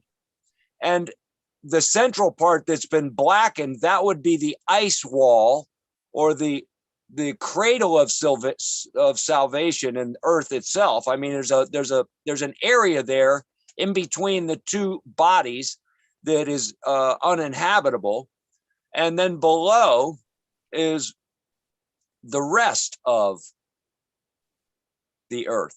So I believe that, and there's no accident that shape, it looks like that, because if you'll look at comet shapes, the shapes of comets, do your research, go on NASA, ESA, any one of the space, do your research. Comets generally have that particular configuration, two orbs hooked together by a neck. Now, that's just, this is all going based on just what I see in the sky is what I'm saying. So everybody take a screenshot of that if you want to see what my hypothesis on our interstellar space and solar system looks like. Get that, because I'm going to bring it down now. But that's, I just wanted you to, before you take it down, yeah, because you know, one of the reasons that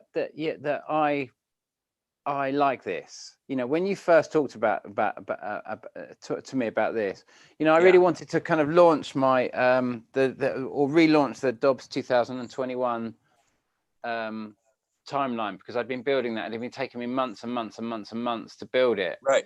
And it's obviously a very different model to this, but nonetheless, what I loved about this, Bobby, what I loved about this more than anything else, whether it's right or whether it's wrong, whether I'm right, whether I'm wrong, whether we live in a heliocentric model, whether it's just a really basic binary system, whether it's a complete hologram, you know, we've all just got to allow each other to have different opinions. But what I loved about this was that for many people that I've spoken to that are, say, flat earthers, one of the big things that is a discussion point that unites flat earthers and conspiracy theorists, and, you know, it doesn't matter what page you're on, you've got it written down there, Admiral Byrd, Operation High Jump.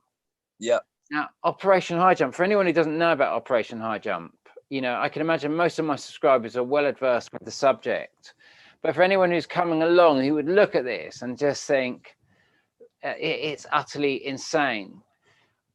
Admiral Byrd, I think it was in the 50s, wasn't he? He went on a mission. It could have been the late 40s, but I think it was the early 50s. He went on a mission and he took an enormous amount of military hardware with him. Yeah. You know, they were on a mission. They were on a massive mission. They had battleships, they had submarines, they had troops, Aircraft. There's 4,000 people, I believe. How many died? 4,000 people went down there. In the end of the day, they went down there. He went down there, and there was a large segment of his trip down there that was scrubbed from public knowledge. In other words, they shut him down. They made him quiet it up. He couldn't talk about what happened. But in the return, they brought back they lost several airplanes. They brought back damaged ships that have been attacked. They went under an assault from the sky down there in a region of the world where no one is supposed to be. And to the point and the extent of they had to withdraw and leave that place. And no one understood exactly in the public eye what happened there. But it was only after his nephew, who actually took his diary and published the diary, that we got an insight to the circumstances that he went through down there. That was one time. And not only that, while he was there, they had about 6 or 7 hours of him disappearing, completely unknown whereabouts. Him and a group of people disappeared. He was actually reported to have had been taken aboard a highly sophisticated aircraft, taken to, let's just call it headquarters, and given a message and told to relay this message to your Earth surface dwelling friends that you need to eliminate this nuclear nonsense immediately. And we're controlling the whole thing from inside here, but your directional steps you've taken towards nuclear bombardment is a bad idea. So there's a massive amount of information on Admiral Byrd and most of his expeditions that were secret. Yeah, they were secret in nature. And it's, you know, the whole story. You know, we're talking about high level beings, high level, very advanced craft, tractor beams. Precisely. You know, we're talking about, and what we just never knew what it was that Operation High Jump. What was the Operation High Jump? Meaning that they were planning a massive, great high jump over a wall, or was it that this was a massive attempt to take a high jump in technology to somehow go to them? You know, I never knew. I always kind of thought it was, you know, because so many people relate it to this idea of these massively high ice walls that were impenetrable. But what I struggle there is that I can imagine if we've climbed Everest and we've got planes and that sort of stuff, I can imagine that we could have easily negated the walls of Antarctica. So what was the high jump? Was it this that it was really was? This was the point where two globes are actually joined in the fashion you're kind of saying here? Was it? No, they literally had to. High jump was to try to get up high enough to get over the unattainable elevation required to continue the forward direction. But when the Earth's shape rolls over back up into the cosmos several thousand miles, you have a circumstance to where you can't go up and over it. That's why, in my opinion, Elon Musk now is creating rockets that land themselves so that they can fly out into space from Antarctica and go up, and out and around and land on the other side in the inhabitable zone. Literally having to fly out into space off of Earth that we know, go up and hook, you know, because they can't traverse it. It's a wall. It's up. It's not a wall like a vertical wall. Look at the picture.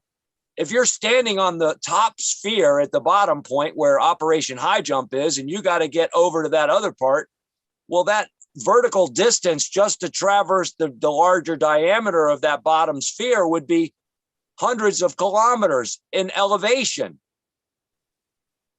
Yeah. The images that I have show it to be like that. Like literally, like that's a wall of white wall, the way they can't go any farther. That's what the pictures look like. The wall is in the distance. The sky is opaque. Now you have images from like McMurdo Station, and you have images from the you know, those places where you have images, but the images that I've gotten from CERN and from the NASA and from ESA, they're all the same base digital image. There is a massive, gigantic digital image lie being cast upon the population of the world right now. And it has everything to do with just massive digital bullshit. Okay, because our eyes, when we're standing here in 1450 and we're painting a picture of the sky and the horizon, all of the original old artwork has a gigantic celestial system in the sky up at the top right.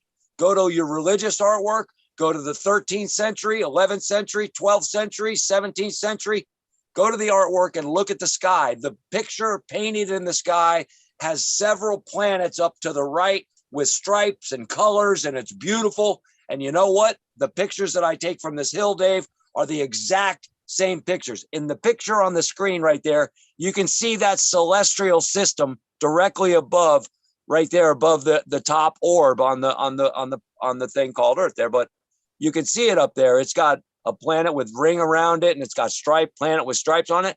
That is in every artwork, almost all old painted artwork. Like they looked up to the sky, they painted what was there, and that's the way they did it. And I mean, that these correlating facts are the ones that would suggest that I'm a conspiratorialist, you know, crazy person. But it's not that. It's that I'm just looking at the known given artifacts and making comparison analysis of those artifacts, referencing what I visually, three-dimensionally, I'm here, I'm alive. Yeah, I'm here, and looking at the sky and looking at the shit. So if my eye is seeing it and my camera is capturing it, and I take that picture and I take an overlay from the 14th century, and the artwork exemplifies what I'm looking at in the sky, that means that thing is there. It's always been there. So whatever orbital process is taking place that we've been told is bullshit, because you can't have both. You can't have something right there in your sky that never moves and a system that is on a precessional equinox that displaces all of those features in this window. And for 5 years, I'm looking at those features out of this window. They have not moved day or night. So that's just another little piece of the puzzle, folks.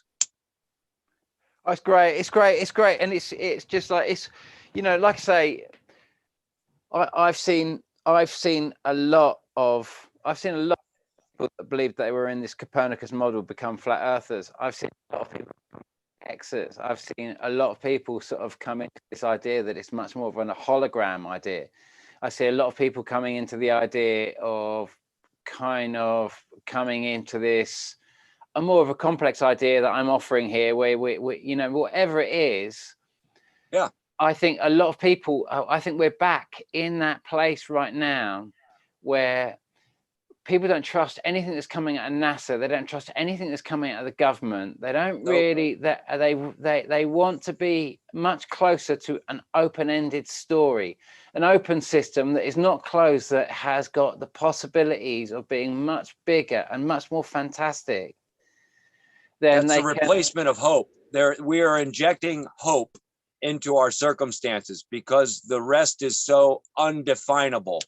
So this is the human way of developing hope. They put that open-ended. That's a good way to put it. An open end to your existence. Therefore, well, you know what? Each man has his own manufactured scheme of how he's going to circumvent accountability for how he lives his own life, intimately, personally, and his outward expressions to the world and the cosmos that he exists in. Every person has their own specific plan of how they're going to navigate prosperity and salvation and heaven into their lives. Unless you're a despot that wants to be a feudalist and you have a death wish anyway, and most of those people shoot themselves. So, there's just the masses looking for answers to the questions that have, plagued mankind from the beginning of creation and the birth of mankind itself. I mean, we don't have that historical knowledge. I don't think one person on this planet knows. I don't.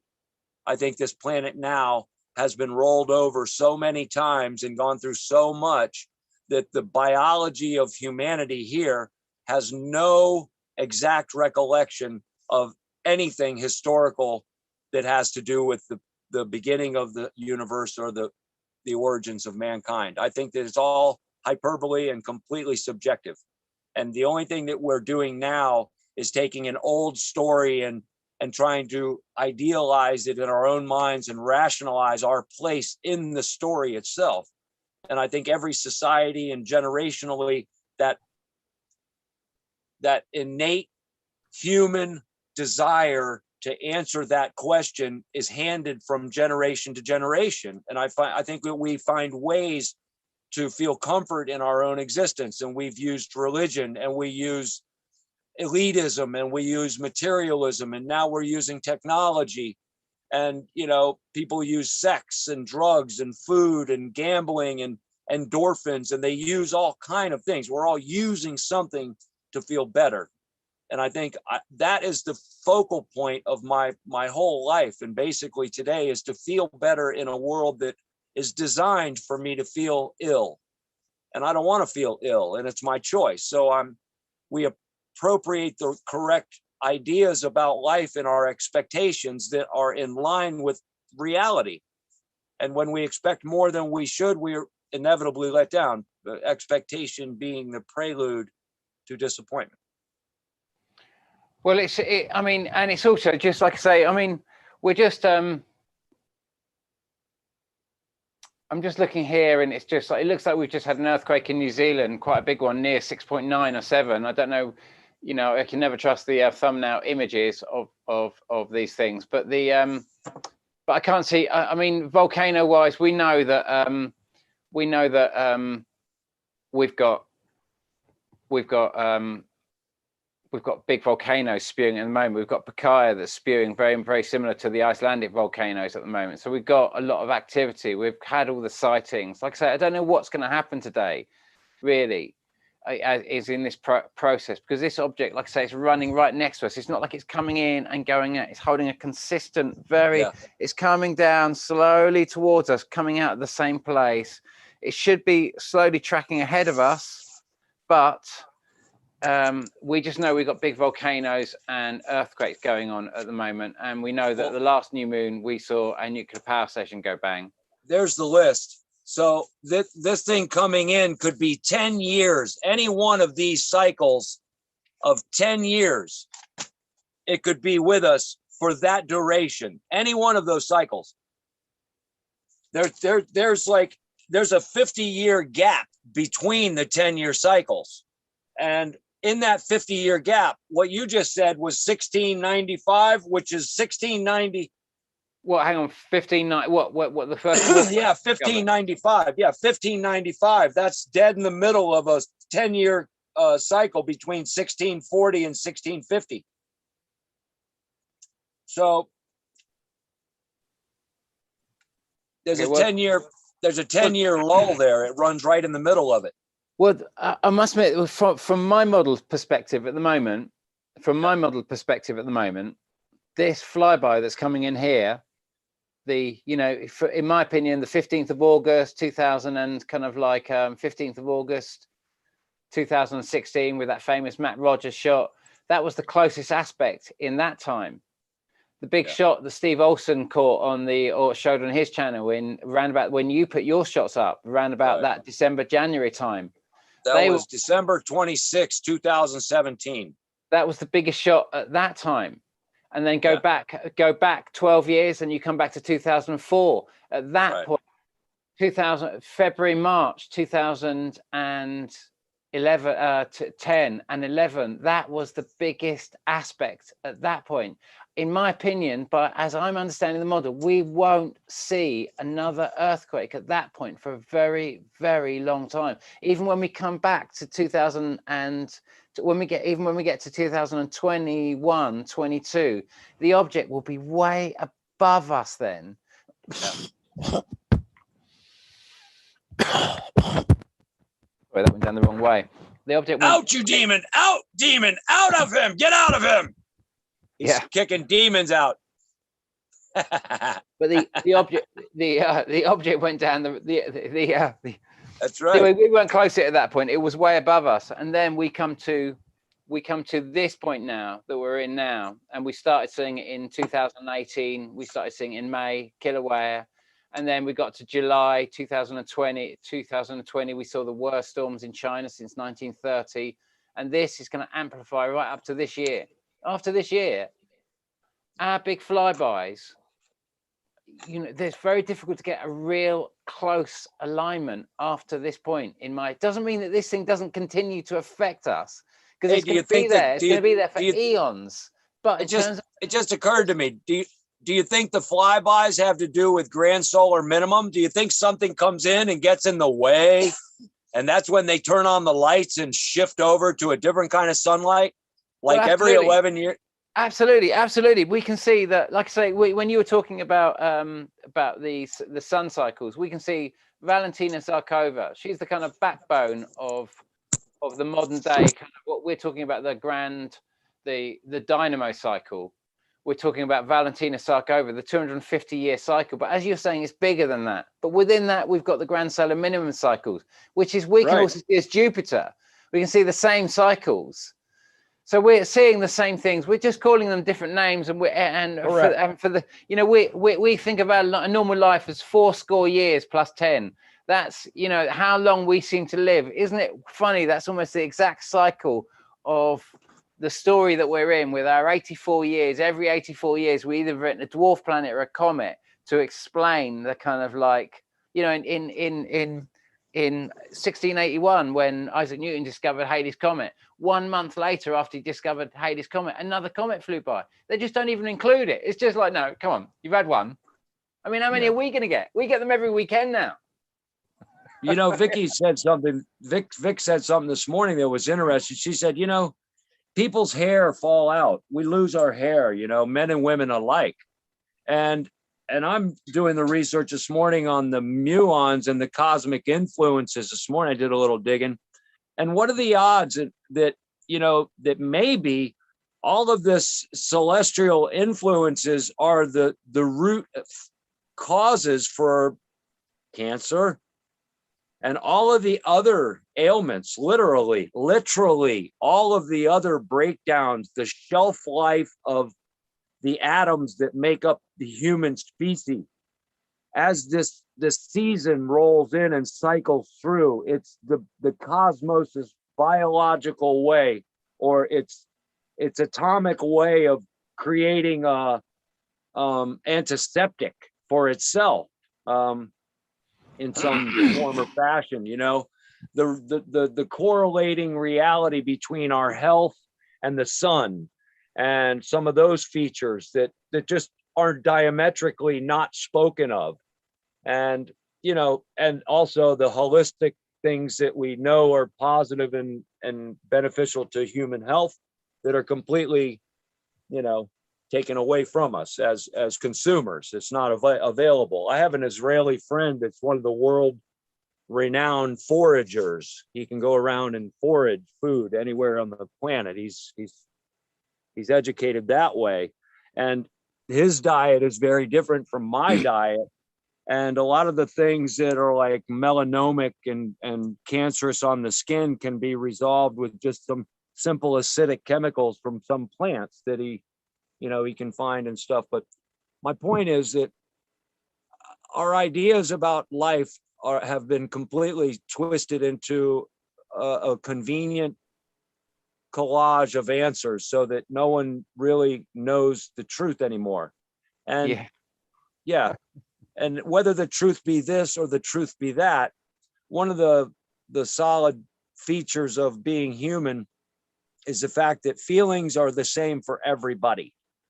Feelings, if you're a woman or a child or a man, whether you're this culture or that culture or this ethnicity or that, is irrelevant. Feelings are the corresponding fabric that make it all happen. And whether that be through manifestation in some quantum field of existence, I don't know, but what we're talking about here, and the reason for these videos that Dave puts out in mind, one of the features that we share is the fact that we want everyone to understand that humility is the pathway to enlightenment, and humility and acceptance. You know, I did a live stream not long ago, and I had a comment come in, and how can somebody using F-bombs and being so vulgar speak love and blah, blah, blah, blah, blah. Well, you know what? Look, half of the people in the world love you. The other half hate you. Deal with that.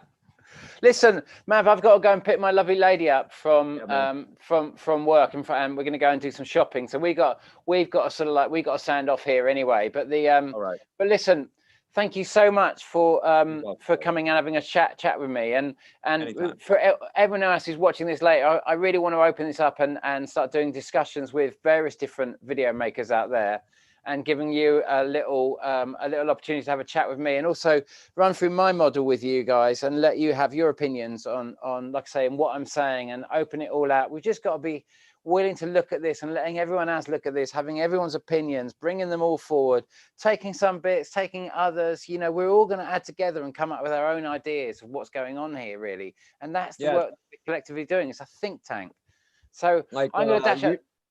That's like us, like WSO, and well, I was involved in that years ago. We did a small channel focus, so that's a really good way. And what Dave's trying to do is bring the community back together and create this conversation again. The system wiped us out, and the only way we can build this back is by investing time to the videos, to the comments, and to the opportunities like this live stream and the other opportunities that we have to get together and really share those feelings, thoughts, and comments. That's what it's about. So I appreciate you, Dave. I'll see you later, and I'll give you a call. You got to send me this link so I can throw it up. I appreciate it. Okay, man. It will just be up on my channel now. Actually, it will just be up. But I'll definitely forward you a link, because it's just gone up, and then it will go live. And all the people who've left comments and that sort of stuff, everywhere, everything's gonna be up there and what have you. And we're just gonna have to. We're just watching this space now. We're just in this point where we just don't know what's going to happen, really. I'm of a mind we've got 3 objects that we're gonna basically get past by the end of August, and it's going to be a big time. And we've got earthquakes, volcanoes, and lots of crazy activity. Our governments take us to wars at these times, and we can decide what side of the fence we're going to be on with all that. But things are going to play out differently this time than I think what happened in 262. The supposedly flyby that I think Jesus prophesied that would happen, that annihilated Rome, and that's what we're coming in now. But I don't know if it's going to annihilate us. I got a funny feeling that humanity's at another evolutionary point, that another story could unfold now. Another story. We can't have war on this planet in the same fashion, because we would destroy this earth. So there's a new option that we can go to, and that's a new evolutionary pathway. And I'm really hoping that we're all going to realize where our governments are potentially trying to take us at the moment, and where the globe is kind of and take a higher road, do something new, do something wonderful. Don't engage in all these negative stories. Let's remember that we can wage peace and work our way through this. We can understand this system that we're in, all our different opinions. Mayor Bobby, thank you so much for having say goodbye, Butterfly. Butterfly sends her love to everybody. Say goodbye. Oh, lovely, Vicky. Thank you so much. Bless you. And we'll catch up with you very, very soon. I'm off. All right, brother. Yeah. Thanks.